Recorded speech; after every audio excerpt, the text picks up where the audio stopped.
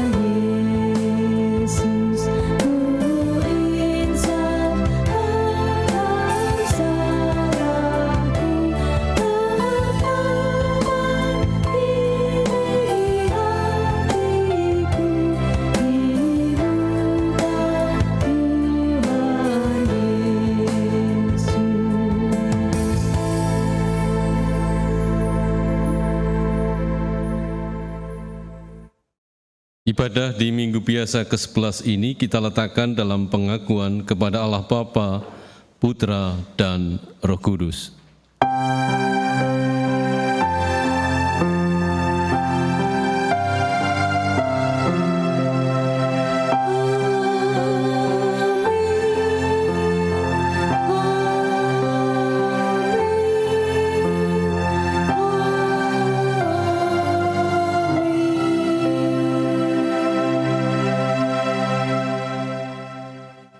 Damai sejahtera Tuhan ada pada saudara semua. Dan ada pada saudara juga. Silakan duduk.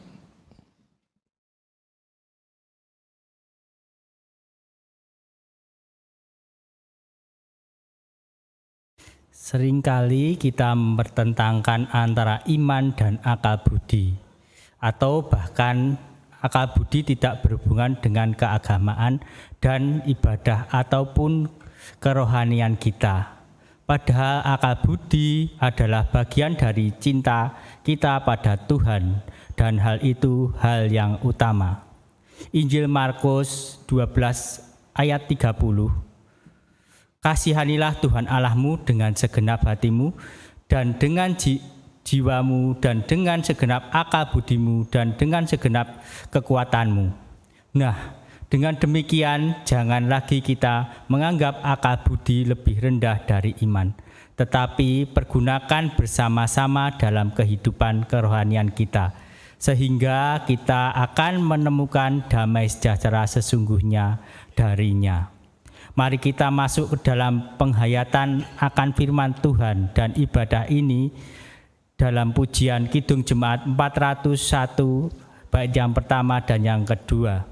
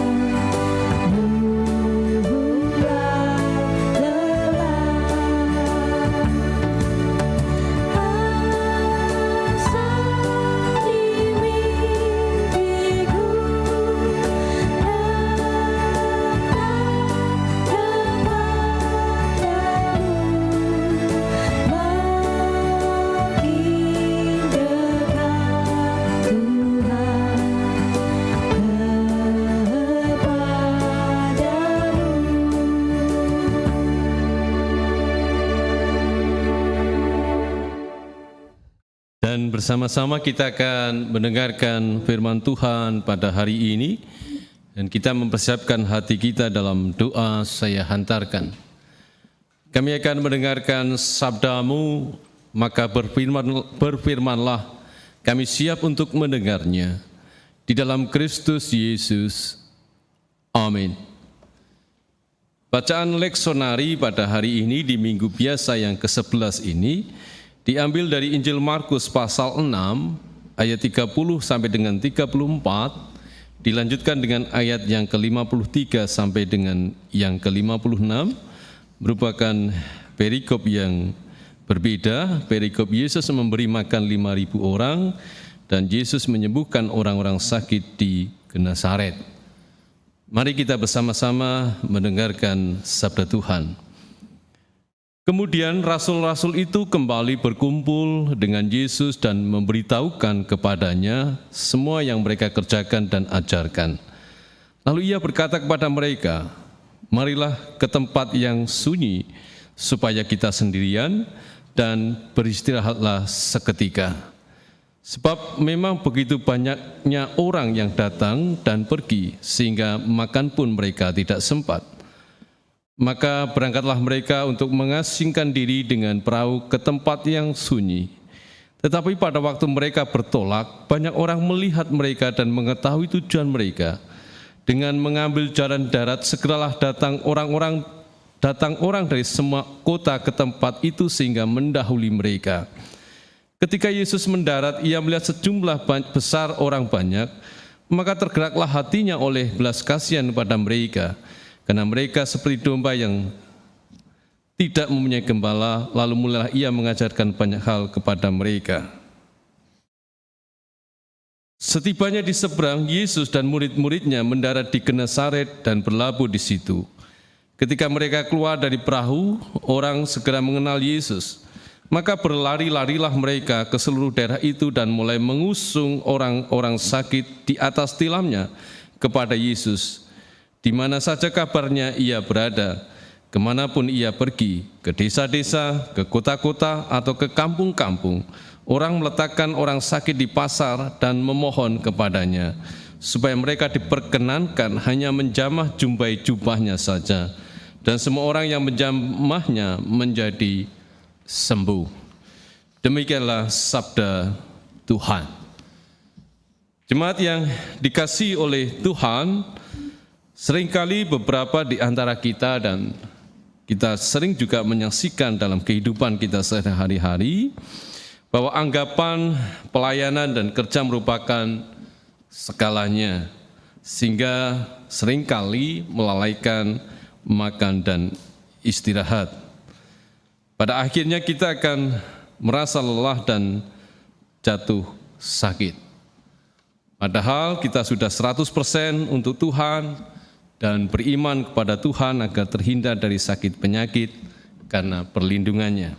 Damai sejahtera adalah juga keseimbangan antara iman dan akal sehat, antara jasmani dan rohani. Di sini kita akan belajar di ayat 31 dan ayat yang ke-56. Ayat 31. Yesus mengajak kita untuk sendirian dan beristirahat seketika. Pada ayat 31. Yesus agaknya memahami kelelahan baik pikiran, tenaga, dan rohani dari para murid-murid Yesus. Kelelahan pikiran dan tenaga diperbaharui dengan istirahat seketika. Dan istirahat seketika dapat diartikan cukup dan nyenyak. Sedangkan kelelahan rohani diperbaharui dengan menyendiri atau menyepi dari hiruk-pikuk, baik media sosial dengan meletakkan atau men-off-kan HP, siaran TV, ataupun radio. Mengistirahatkan, menyepi, menyendiri dari keinginan, bahkan keinginan baik untuk menolong sesama, dan lebih pada waktu untuk mengenal diri sendiri bersama dengan Tuhan.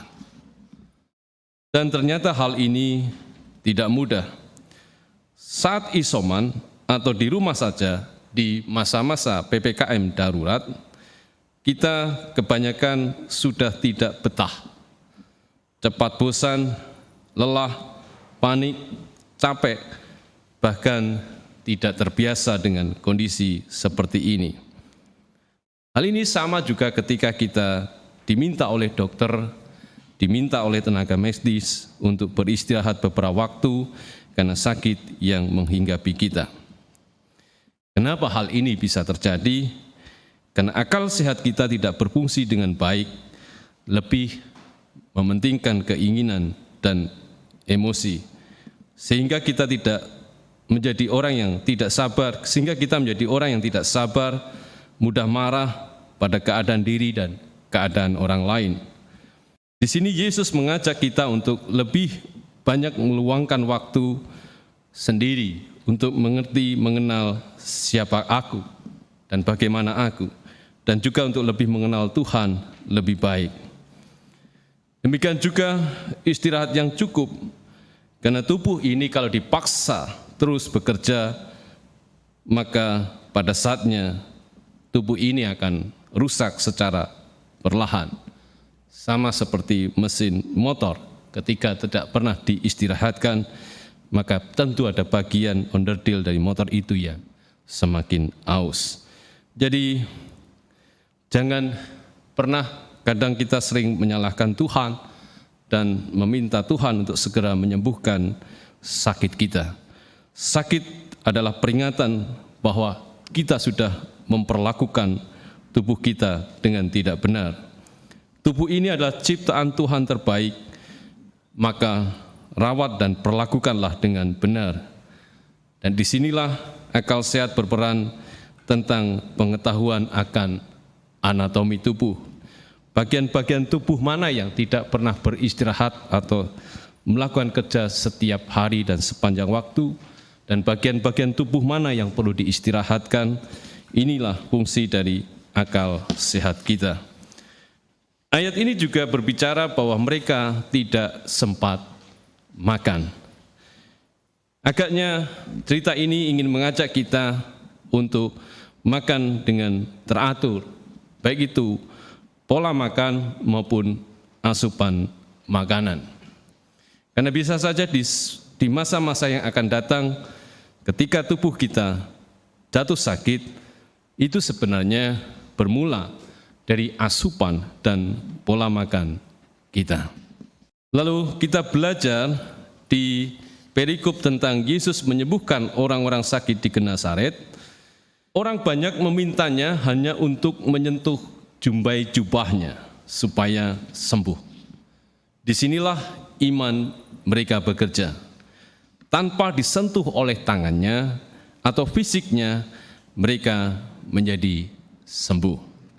Sama seperti sebuah keyakinan, minta didoakan, tetapi tanpa kehadiran yang mendoakan. Iman seperti ini diperlukan di saat-saat pandemi seperti ini.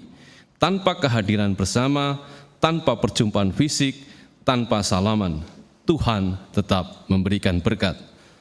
Jadi, beriman dengan kita disentuhnya ataupun tanpa disentuhnya akan tetap ada berkat yang sama bagi kita. Jadi sekarang sudah saatnya kita tidak lagi membedakan apakah diberkati perkunjungan ibadah Kateksasi Pangrimat dengan tatap muka ataupun tanpa tatap muka atau virtual. Mereka juga berpikir tentu bahwa Yesus sangat kelelahan dan bersentuhan dengan fisik Yesus tentu menimbulkan banyak sekali risiko. Sama seperti keadaan saat ini, kenapa kita harus menjaga jarak dan maskeran? Berpikirlah dengan jernih untuk memahami dengan benar apa itu virus dan bagaimana kita menghadapinya melalui sumber yang benar dan dipercaya. Yang menjadi pokok perhatian kita adalah melindungi mereka yang rentan, lansia, komorbid, anak dan balita. Karena daya rusak virus terhadap mereka lebih tinggi dan imun mereka lebih rendah. Berbeda dengan imun kita yang sehat. Inilah kejernihan akal sehat di samping kita beriman kepada Tuhan bahwa Ia melindungi kita. Tetapi jikalau kita mengabaikan dan menganggap kita diberkati tanpa menggunakan masker dan tidak jaga jarak, maka kita sudah dianggap mencobai Tuhan. Karena kita sudah dikaruniai akal sehat untuk memelihara kehidupan bersama iman kita. Dan demikianlah keseimbangan antara rohani dan jasmani, akal sehat dan iman, maka kita akan menemukan damai sejahtera dari Kristus sendiri dan kita berada di dalam damai sejahtera Kristus itu sendiri. Kiranya Tuhan memberkati kita. Amin. Kita masuk pada saat teduh.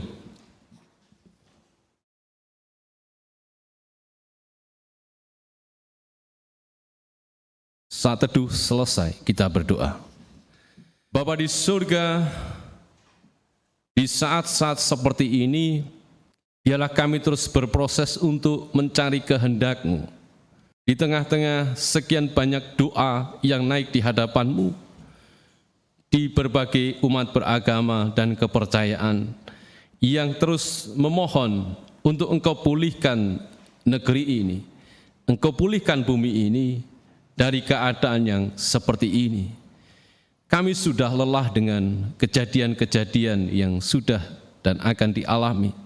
Tetapi di sisi lain kami terus berharap kepadamu, hanya Engkaulah sumber penghidupan kami, sumber kekuatan kami. Kiranya Engkau mengaruniakan kehidupan kepada bumi ini, sehingga kami menyaksikan berkat-berkat yang terus bertumbuh, seperti hanya berkat-berkat Tuhan di masa-masa yang lalu. Tuhan, berkati kami yang berada dalam kondisi isolasi mandiri.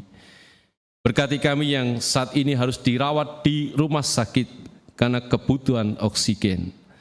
Dan berkati juga kesediaan oksigen yang saat ini memang sangat dibutuhkan. Berkati juga para tenaga medis yang berserta dengan kami, merawat dan selalu menopang kami dalam keadaan kami yang sakit. Dan tentunya ada ketakutan-ketakutan ketika kami sakit untuk diperiksa di puskesmas, di rumah sakit. Ketakutan-ketakutan tentang swab, tentang hasil positif pada diri kami, sehingga ini menjadi kepanikan-kepanikan yang justru makin memperparah kehidupan kami. Biarlah kami ditopang dan ditolong Tuhan untuk semakin menyadari bahwa apa yang kami lakukan sebenarnya sangat berpengaruh bagi kehidupan orang lain, kehidupan mereka yang sangat rentan oleh karena virus ini. Oleh karena itu ya Tuhan, tolonglah kami untuk makin dikuatkan. Jikalau memang kami tidak berani ke rumah sakit atau ke puskesmas, maka kami harus isolasi mandiri dengan baik dan benar untuk melindungi mereka yang sangat rentan. Dan ketakutan-ketakutan yang lain yang terus menghinggapi kami ketika menyaksikan dan melihat kejadian-kejadian di sekitar kami ataupun di media sosial.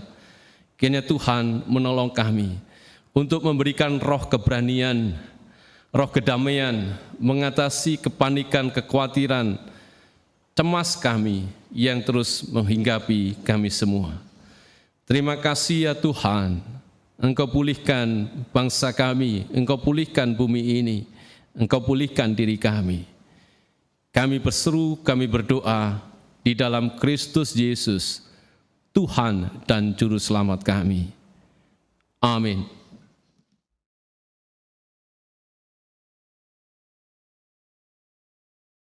Jemaat yang dikasihi Tuhan, tiba saatnya kita mau mewujud menyatakan rasa syukur kita pada Tuhan dengan kita mengaturkan persembahan. Kita akan mendasari persembahan kita saat ini dengan firman Tuhan dari Mazmur 96 ayat yang ke-8 yang demikian. Berilah kepada Tuhan kemuliaan namanya, bawalah persembahan dan masuklah ke pelatarannya. Dengan firman Tuhan inilah kita mengaturkan persembahan kita saat ini dengan sukacita dan yang terbaik dari apa yang kita miliki saat ini. Dan bila kita menggunakan akal sehat kita, maka kita akan berhitung bahwa pemberiannya jauh lebih besar dan baik dari apa yang kita miliki. Kita harus terus berusaha memberi yang terbaik, seperti hanya bahwa perjalanan hidup kita kadang mendaki dan terjal, dan Tuhan sudah menyertai kita dengan apa yang terbaik. Marilah kita kumpulkan persembahan dan kita iringi pujian dari Kidung Jemaat 400 bait pertama dan kedua, Kudaki Jalan Mulia.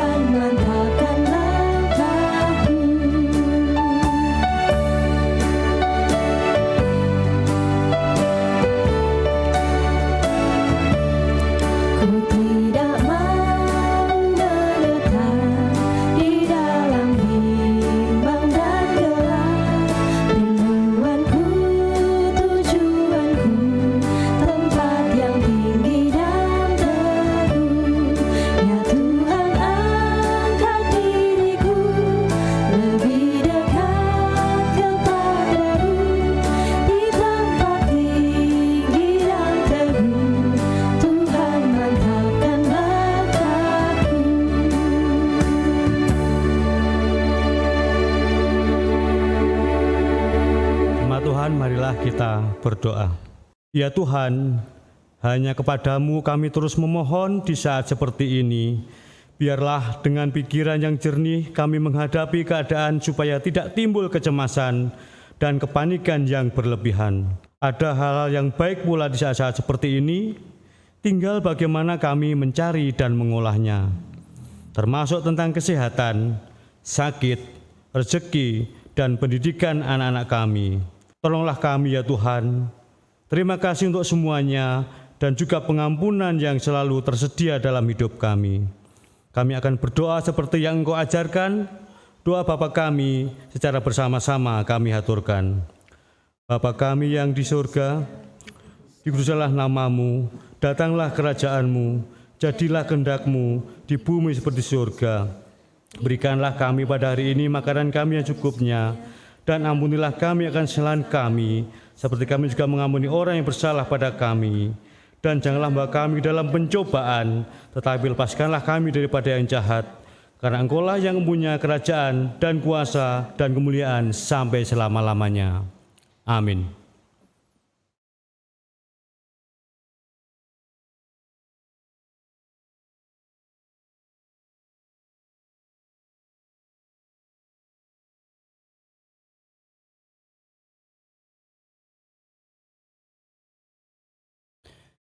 Jemaat yang dikasihi Tuhan, bersama orang percaya di segala abad dan tempat, kita memperbarui pengakuan iman kita dengan meletakkan tangan kanan di dada sebelah kiri.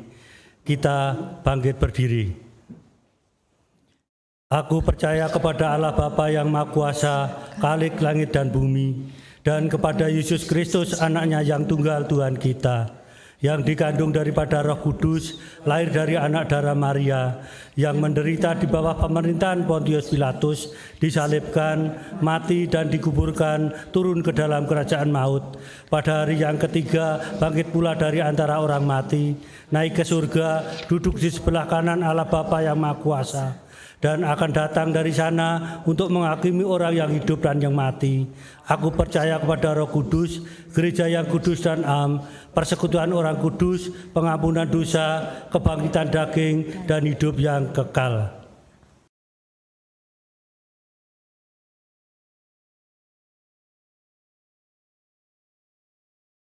Sambutlah cinta kasih Allah. Kami bersedia menyambut cinta kasih Allah dengan sepenuh hati, sepenuh jiwa, dan sepenuh akal budi, dan sepenuh kekuatan kami. Pandanglah masa depan. Kami akan selalu bersandar dalam pemeliharaan Tuhan Yesus. Tuhan memberkati saudara dan melindungi saudara. Tuhan menyinari saudara dengan wajah-Nya dan memberi saudara kasih karunia. Tuhan menghadapkan wajah-Nya kepada saudara dan memberi saudara damai sejahtera. Amin.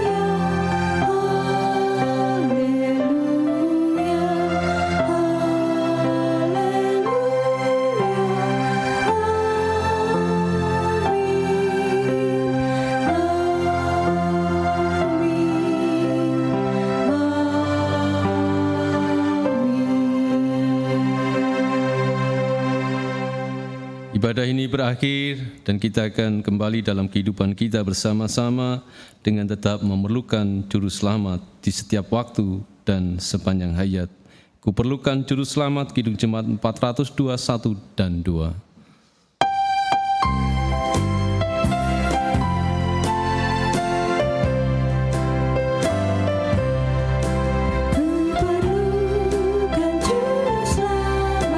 Agar jalanku sesat